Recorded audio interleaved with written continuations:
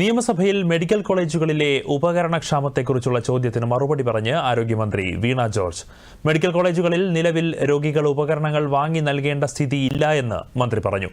രോഗികളെ കൊണ്ട് ഉപകരണങ്ങൾ വാങ്ങിപ്പിക്കുന്നത് സർക്കാർ നയമല്ല എന്നും ചോദ്യോത്തരവേളയ്ക്ക് മറുപടിയായി മന്ത്രി പറഞ്ഞു. സംസ്ഥാനത്തെ എല്ലാ സർക്കാർ ആശുപത്രികളിലും കാരുണ്യ ആരോഗ്യ സുരക്ഷാ പദ്ധതി ഉൾപ്പെടെ വിവിധ സൗജന്യ ആരോഗ്യ ചികിത്സാ പദ്ധതികൾ പ്രകാരം അർഹരായ രോഗികൾക്ക് പദ്ധതി മാനദണ്ഡ പ്രകാരമുള്ള സൗജന്യ ചികിത്സ നൽകി വരുന്നുണ്ട്. ഇത്തരത്തിലുള്ള രോഗികൾക്ക് ആവശ്യമായ വിവിധ പരിശോധനകൾ, മരുന്നുകൾ, ഇംപ്ലാന്റുകൾ, ചികിത്സാ ഉപകരണങ്ങൾ എന്നിവ ആശുപത്രി സൂപ്രണ്ടുമാർ നടപടിക്രമം പാലിച്ച് വാങ്ങി ലഭ്യമാക്കണമെന്നതാണ് വ്യവസ്ഥ.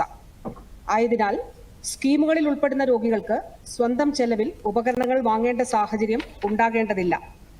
ഈ സർക്കാരിന്റെ കാലയളവിൽ തിരുവനന്തപുരം മെഡിക്കൽ കോളേജിൽ മാത്രമായി കാസ്ക് മുഖാന്തരം 373.36 കോടി രൂപയുടെ സൗജന്യ ചികിത്സ നൽകുകയും 81.82 കോടി രൂപയുടെ മെഡിക്കൽ ഉപകരണങ്ങൾ ലഭ്യമാക്കുകയും ചെയ്തിട്ടുണ്ട്. ഈ സർക്കാരിന്റെ കാലയളവിൽ കാസ്ക് മുഖാന്തരം തിരുവനന്തപുരം മെഡിക്കൽ കോളേജിൽ മാത്രം 373.36 കോടി രൂപയുടെ സൗജന്യ ചികിത്സ നൽകിയതായും മന്ത്രി പറഞ്ഞു.